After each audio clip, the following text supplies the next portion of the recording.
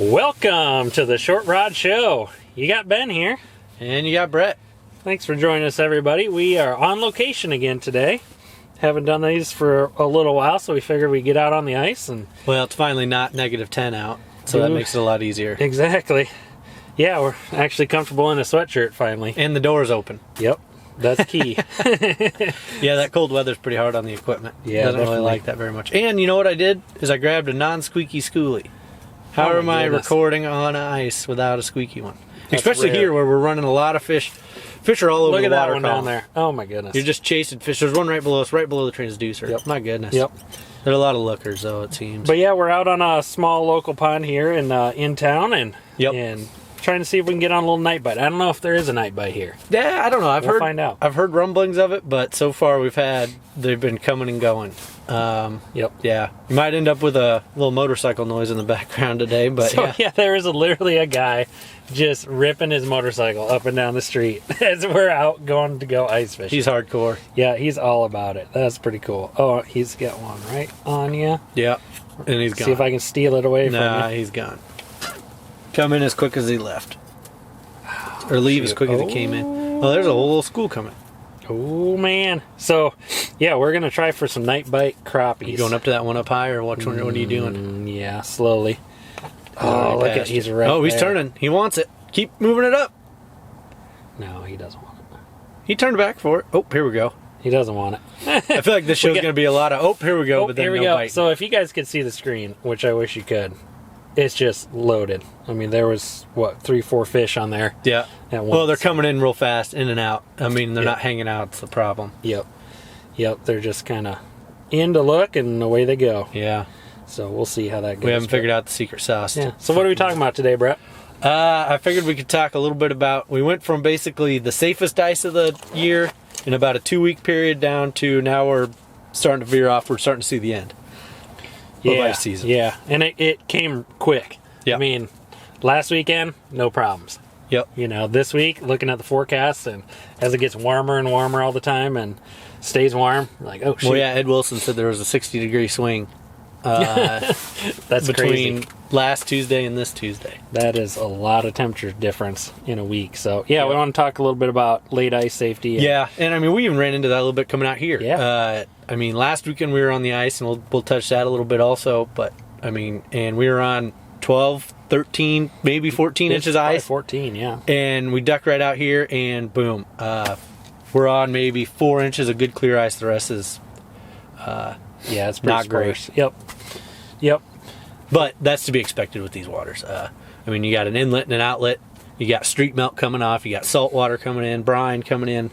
Yeah, that's a good point. These Ankeny ponds are the first ones to leave. So while they are the first ones to freeze up usually in the winter, they are also the first ones to thaw out. So you got to keep that in mind.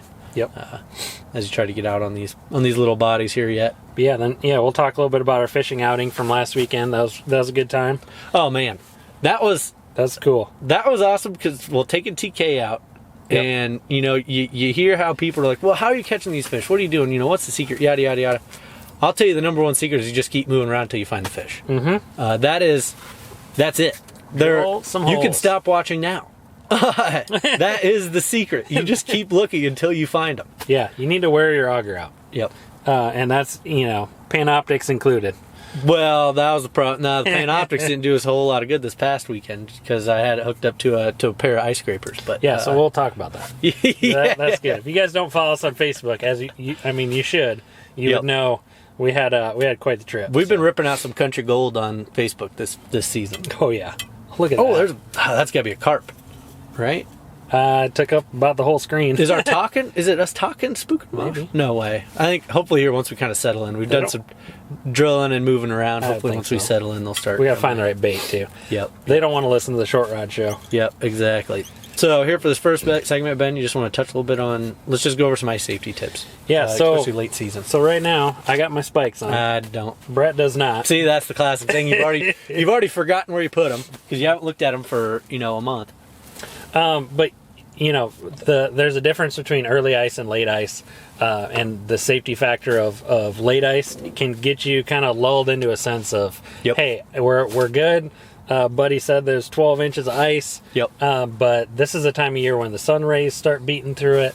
You get the runoff coming in, the salty water working from the bottom. You get some little rain on top, and it can start really honeycombing that ice and making it weak. Yep. I mean, it still might be 6 to 8, 9 inches thick, but it's just slush. Yeah. Yeah, and you can break through on 12 inches. Describe the honeycomb thing when you first when you mentioned that term. So a honeycombed ice would be ice that is not consistent all the way through. It's not solid. Okay, so you picture looking through honeycomb, right? There's lots of open space, air pockets through it. You can't trust it. You can't say, okay, well, it's 4 inches, so that would be considered safe on early ice, right? Or somewhat safe. That's not at all the case. You could have a foot thick of honeycombed ice. Yep. And you could take your spud bar and 2 hits and be through. Yeah. So it just all depends. And then the more you go through the season, the more the sun beats on it. Like I said, some rain, some runoff coming into some warm water coming into the pond. Yep. And you'll get lulled a little bit into it as some refreeze. That's what can get you in trouble too. Is that in the morning you might get out there and true. It'll all be frozen. It'll be pretty solid. But then by the mid-afternoon, it softens up quick. And then, I mean, that might get you in trouble. And it might not get you in trouble in the spot you're on, but it might get you in trouble getting off the lake. Yeah. That'll be the problem, because the shorelines are what break down first. Yeah, and that's a good point, too, where ice conditions change all the time. And, we're out here at night. It's below freezing right now. It's pretty close. I said it was 36 when I pulled out here. Yeah, well, we slipped and fell in some ice that froze. Yeah. Okay, yeah, you're right about that, yeah. But it's relatively cold, so we don't have to worry too much about conditions changing a lot when we go to get off the ice. But if you start off during the, in the morning, get out on the lake, get to your spot, everything's good, but it was warm all day, ice conditions are going to be changed by the time you get to the end of your day and you're hopping off the pond. You might find yourself in trouble. Oh, here we go. Yeah. He's right. I'm just going to hold it dead still because I think jigging it spooked him off. Yeah, I think you're right because he's way more interested now. And I might go to the Cadis. The Cadis has always been money out here. Man, he just passed me. He just blew right by. Didn't have a care in the world. Interesting. I think I'm going with the Cadis. But use your spud bar, use your ice spikes, take a buddy with you. You were joking with me about not going out on the lake until you showed up, but that's fine. I'll wait till Brett shows up just in case. I didn't know what ice conditions were like, and I don't think we're really missing too much by waiting another 5 minutes. So wait for your buddy to show up is a good tip there. Yep, exactly. And then watch that, and you'll see. Man, you see folks that they'll put like a 2x4 down to get across the shoreline, make a bridge to get out. Make a quick little bridge to get out to the solid ice or whatever, and.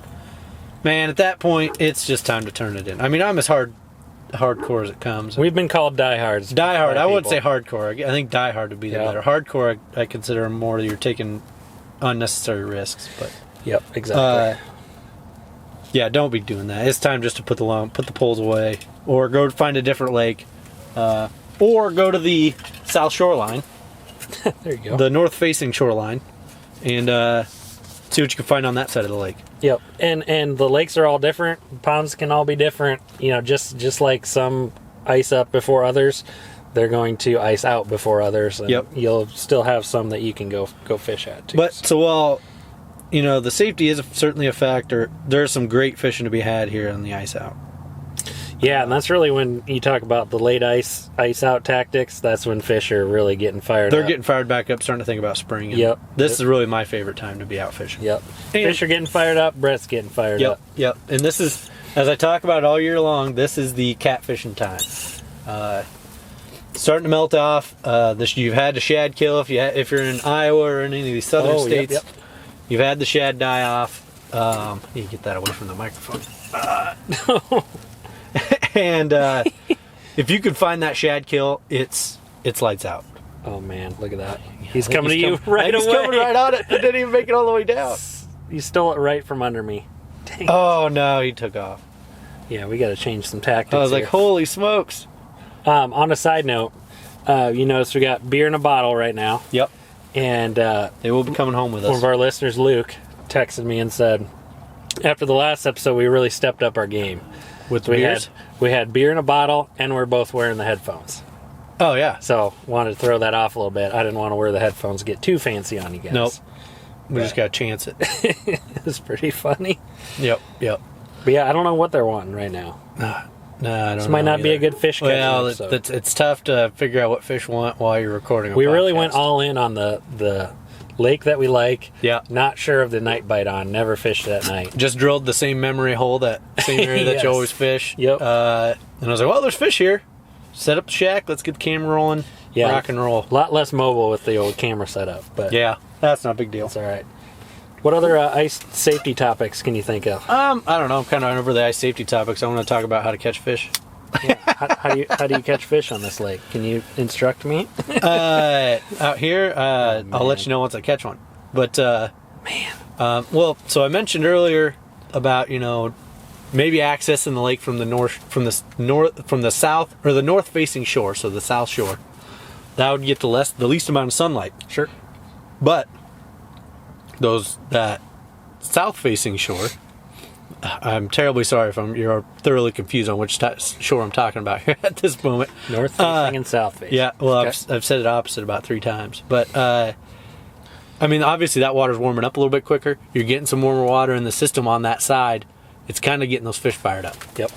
So if you still got safe ice, that is the shoreline you want to start targeting. And they might start even, I know, like crappies or something, you might even start finding them staging up in some of those, like the entrance to some coves. Yep. Because you're starting to get a lot of that fresh water coming in through those cuts, in those coves. At least here in Iowa, the way our dammed up lakes work anyways. They'll come in through those cuts, and that's where all that fresh water's coming in. That's where all the life is kind of starting to happen. Sure. Yep. And a lot of times you'll get crappies that'll start staging up right as ice is late ice, and then right at ice out. Yep. It's a good spot to start targeting them because they haven't quite moved up into the shallows yet. They'll still be fairly deep, 20, 30 feet, but they're not necessarily out roaming the basin anymore. They're kind of grouping up a little bit. And Yep. if you can figure out the presentation, there's some opportunity there. Yeah, and I mean, fish will start setting up in their early spring patterns. Yep. Late ice, and you'll start to get into that too, where they're getting back up in the shallows to feed and looking around. And Well, yeah, as it warms up in those shallows, that's the spot. If Yep. you can find a mud in Iowa, it's all mud. So the darker the mud, the better, and that's where all the life's going to be. Yep. I mean, talking with Tyler Stubbs on Big Creek, he said you would be shocked at the big walleyes that they have radio collared or marked or however they track them. That end up super shallow in the spring, just to get up into some of that warmer water. Yep. But then they're also thinking about spawning. But I mean, they're not going to survive. Their spawn doesn't survive here in Iowa, but they still do it. They still go through the motions. Yep, that's pretty cool. But yeah, I think we're seeing some big fish rolling through. Probably some carp, something like that. Tough to tell until you catch one. But I mean, when you see that return come back and it's got a shadow pointing out the The sides, sun, and like I said earlier, the sunburst. sun Yeah. dogs on either side. That's when you know on the Panoptics that's it's a big that's a sucker. fish right there. Yeah, that's a real one. Dang. But dang it. Wanted to mention too, if you guys follow us on Facebook, you saw, but we got a good mention in the Wall Street Journal. This Yeah, week. that was kind of sweet, wasn't it? That's cool. I don't remember. Shoot, I should have looked it up before we started this. The fellow that sent it to me, because he wasn't I would never have seen that. following us. It was just a guy. Yep. Like he wasn't following us on Facebook because Okay. he had to. I had to approve the view of his message. Like it's just like some guy's trying to send you something. Oh, And okay. I'm like, oh, this is how you get well, that's you know. kind of cool. unsolicited pictures. Yeah, absolutely.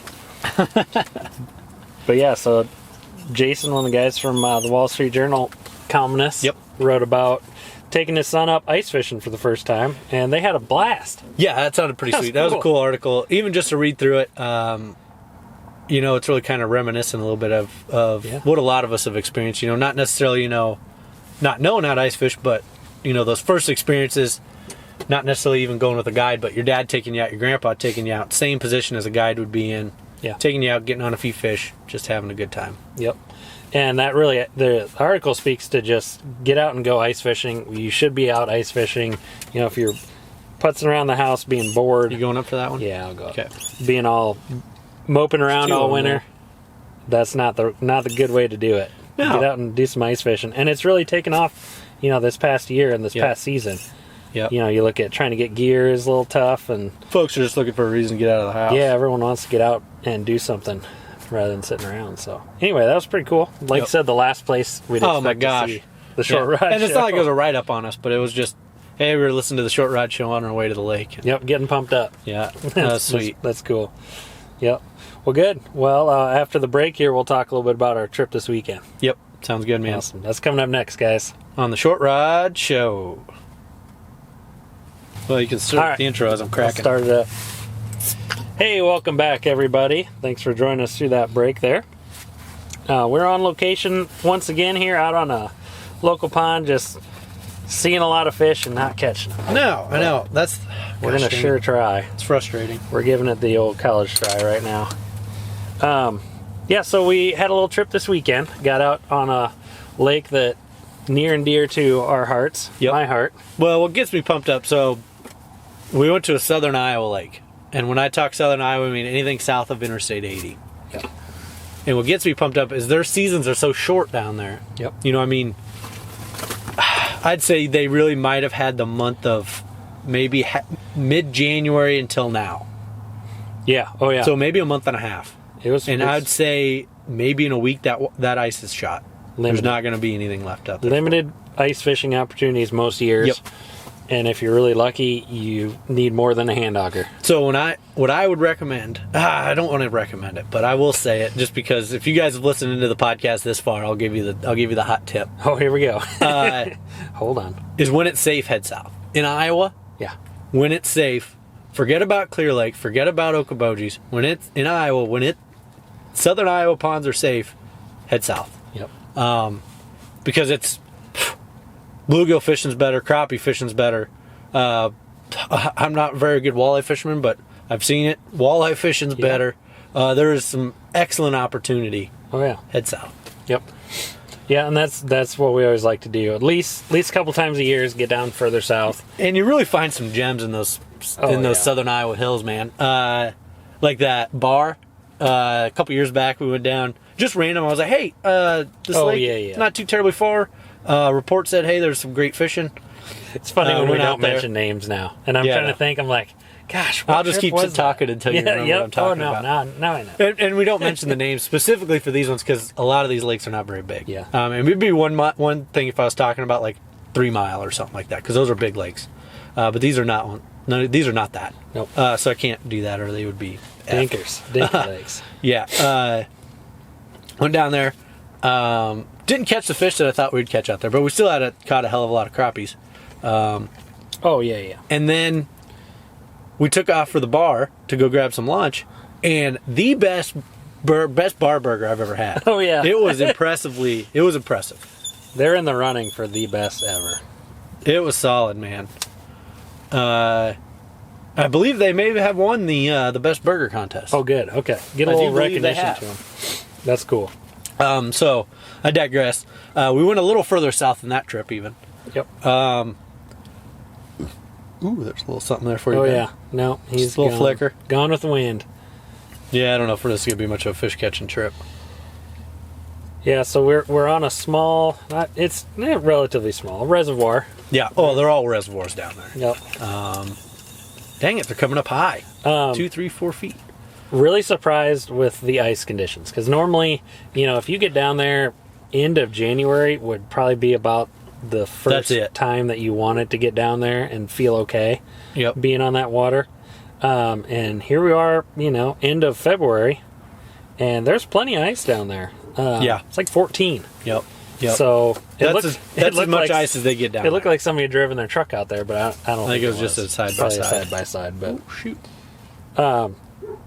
Typical kind of southern Iowa water where you look out and maybe 100 yards from shore is the community holes. Yep. Well, they dropped so much brush and stuff down in there that Yep. And it was exactly on a brush pile. Yep. Oh man, that one's not even moving at all, Brett. Yeah. So yeah, we started by setting up there, took the quad out. That was good. Yep. Let that baby run a little bit after the weekend before where it didn't even get to warm up at all. No.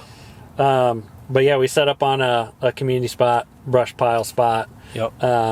I 15 was, foot of water. Yeah, I was marking fish right off the bat. Yeah, we were definitely marking fish, but they were not. They'd seen a jig. They'd seen they're a jig pretty in their darn day. smart. Yeah. And I managed to get a couple of them, and they were dink bluegills. Yeah. I mean, 5-inch-ish max.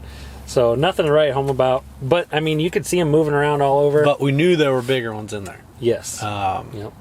Ben had an instance, encounter with a substantial individual. A true 10-inch. Yep, substantial individual. So we knew they were in there, and we knew that this lake had the potential for it. So we just kept moving until we found them. Yeah, and I'm terrible at directions and figuring out. Like 2 years ago when I was there, trying to remember where we were. Yep. I was like, oh yeah, no, it's off this point here, and you go 100 yards and turn left.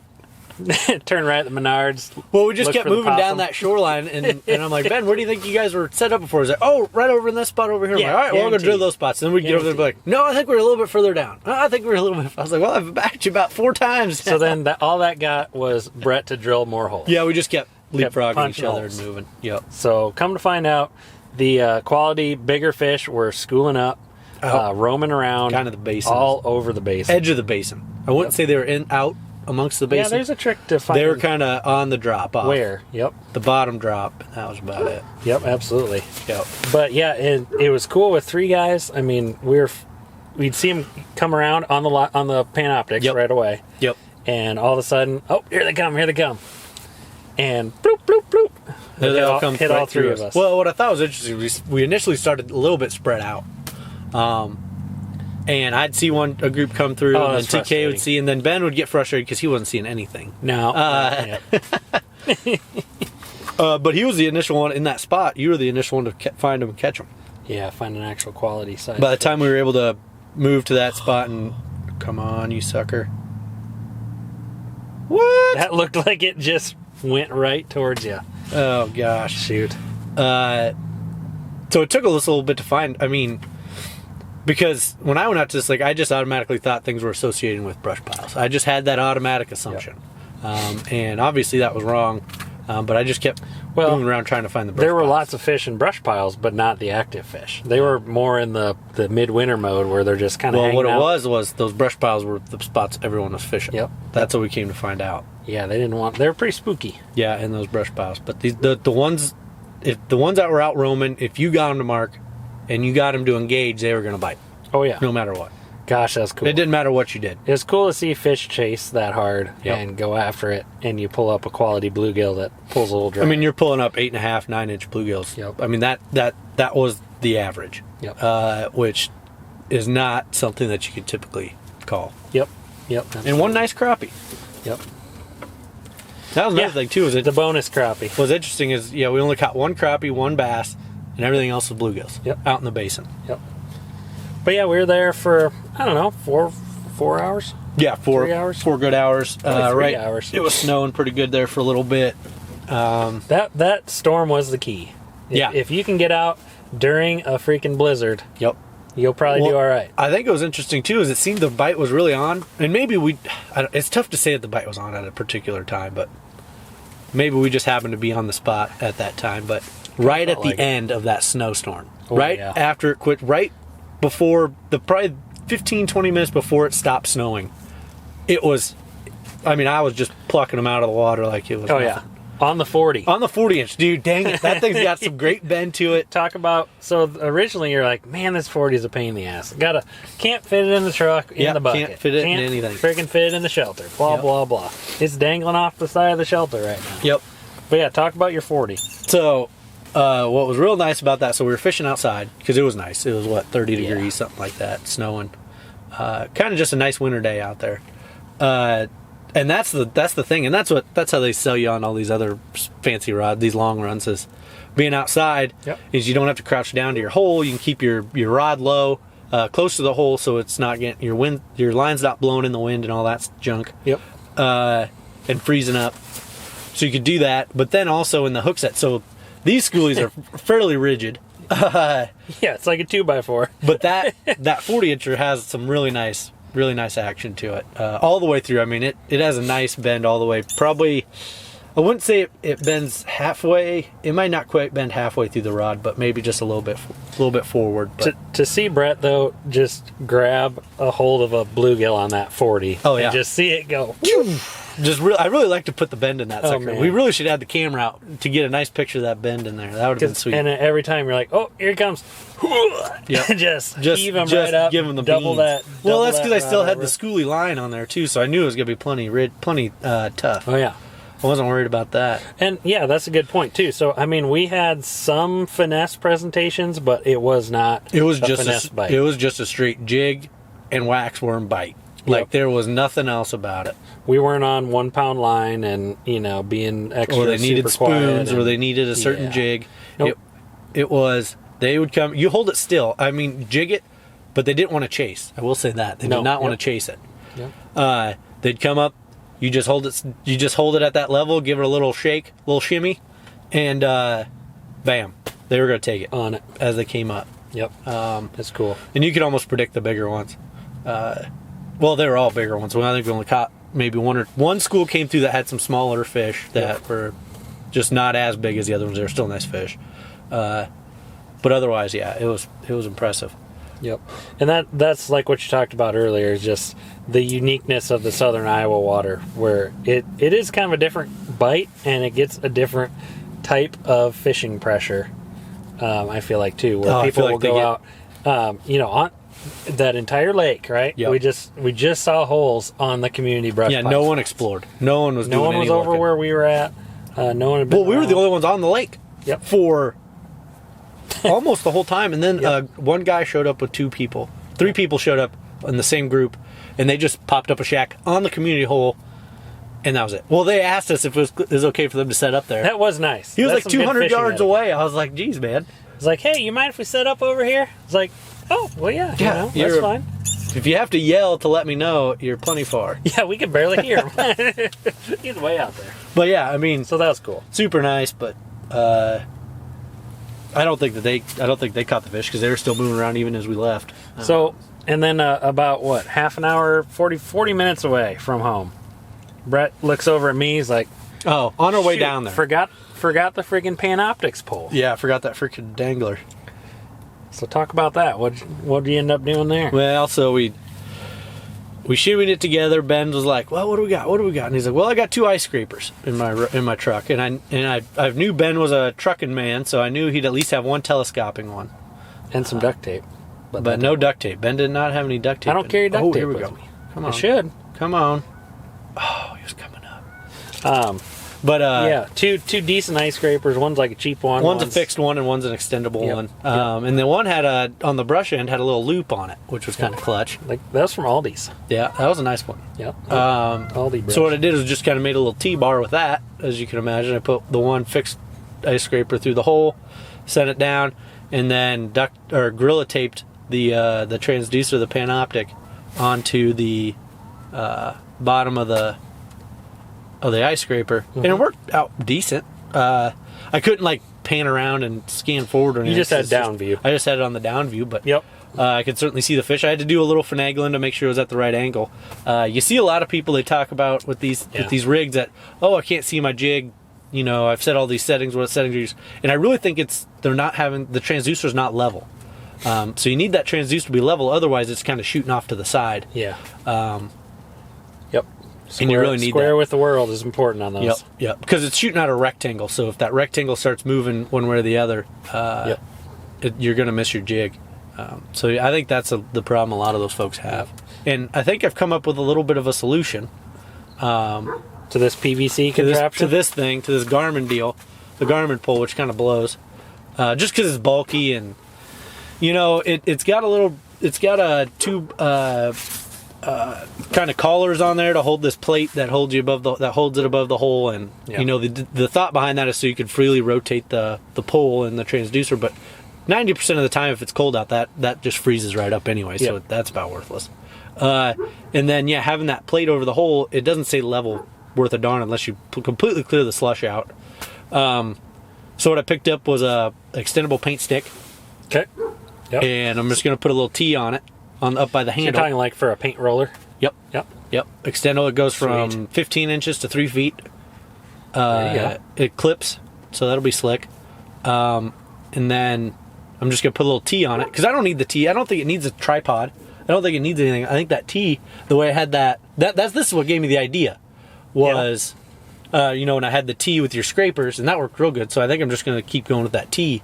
What are you going to make the T out of? I don't know yet. I was going to maybe get a piece of flat steel and just kind of bolt it to it or something. Yeah, do some like aluminum bar or something. Yeah, like flat aluminum or something. Yeah, There you go. something like that. I think will probably be what I end up doing. You need to have... And then I could fold it. Then I could fold it and it'll be just a straight piece. See, I think you're all about having something that's useful, too. Well, yeah, because So I I would would think- paint with it too. You can paint with it. Exactly. I would think you'd want to have something, the cross piece would be like some other portion of your setup to where you only need One of it my every wind now and bars. then. There you go. Yeah, but those are something like long that. and wide suckers. Something like that. But have something that's dual purpose, too. Yeah, on well, the ice. I mean, it could be dual purpose, not on the ice. That's Yeah. fine. Just summertime use of painting. My wife likes to paint, and we There you got go. baby rooms to paint and all sorts of crap. Perfect. That's perfect. But yeah, yeah, we'll certainly do otherwise, that. I mean, that Summit pole is the other option. Yeah, but that's $130. No, I mean, Yeah. as I say, yeah, that's $130, and I spent $1,500 on this unit. You're talking paint optics, or live scope. You're talking another $3,000 or $2,500. But it's still money. I mean, if that paint stick was $13. the amount of enjoyment you'll get out of the pole you make versus the Well, Summit what I pole. text you earlier, Ben, about using the paint stick, and you were telling me about the Summit pole. Oh yeah, no, I'd get the Summit pole. No, I said I just gotta have something You gotta that I have, made. you gotta have something different than Yep. everybody else. I just too. got to have something different than what that's everyone Brett's else game. has. I can't. There's something in me. I just can't do what everyone else is doing. I just can't do it. Whether it is a bad idea or not. See, my thing, if I'm going to spend that kind of money on that, Yep. I'm going to have an engineered, professional type All engineered. accessory. Yeah, engineered by Brett.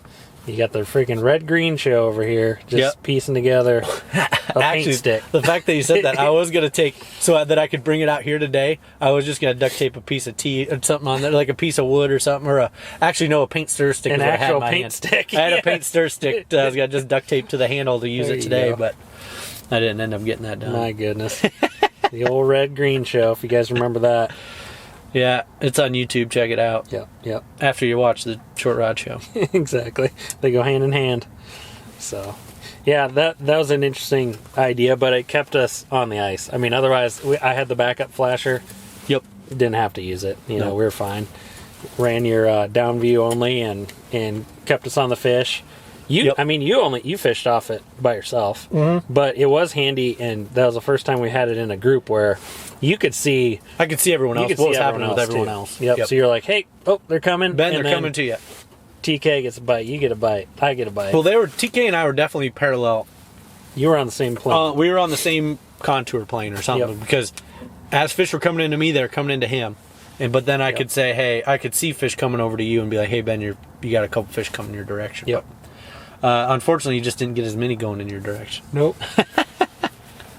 It's all about being the spot on the spot. You picked her just right on the head. I think maybe if you would have worked out back deeper, I think maybe Yeah. it would have turned out better. I think. Yep. But yeah, even made it home almost in time for bedtime. There you go. That's key. Yep. But that was a good trip. I don't know what the night bite It was a would heck be of a like on fish there, catching but trip, man. Man. I bet, how many bluegills would keep 15? Oh, at least 15, yeah. How long did that take you to clean that night? It took me about an hour. Yeah, I'm pretty rusty. What was your Man. flaying? Yeah, I actually went inside to go find my electric fillet knife. And then I couldn't even get that Jeez. thing working, so I'm like, shoot. All right, well, What do you got? A Mr. Twister? I think so, yeah. Nice. It's like an old, real green? old sucker. Oh, yeah. Yeah, Mr. Twister. It's got the curly cord. No, Oh. this is even older than that. Oh. This is probably even older, cheaper version of that. I don't know. I got it from I somewhere. mean, the Mr. Twister's like $15. Now it's definitely below freezing. My line's freezing up a little bit. Oh, there you go. Yeah, so that was good. Got some more fish in the freezer, and Cooked up a couple of them. Huh? yeah, yep. Just did the basic half chuck wagon, half shore lunch. Did Henry have any? No. What? Nope. Jeez. Nope. He was already in bed. I would have woke him up. Mom and dad project there. Woke him up and given him some. He could have leftovers. Some soggy fish. He'd eat it, though. He's Put a all little about tartar that. sauce on it, he'll eat it. Oh, I love tartar sauce. Do you do tartar sauce in yours? No, Man. because I like to season mine. Nope. I just do tartar sauce in all my fish. Doesn't matter. So do you make your own tartar sauce? Nope. No. No, that's lame. Just buy the Hy-Vee stuff. Hmm. All right, now we're just rambling. Yeah. What else do we have to talk about this weekend? Yeah, other than the poll, that was kind of the main event on that. That's pretty cool. Yeah. Some good ingenuity. Shout out to Casey's Stores for having some gorilla tape. Gosh dang it, look how shallow those fish are coming in. That one was like touching the transducer. Now we're prepared for anything. Oh, he's right by it. My goodness. Well, I think we're going to have to wrap this up so we can go chase that. Yeah, we'll have to move around go a find a little bit. spot. Yep.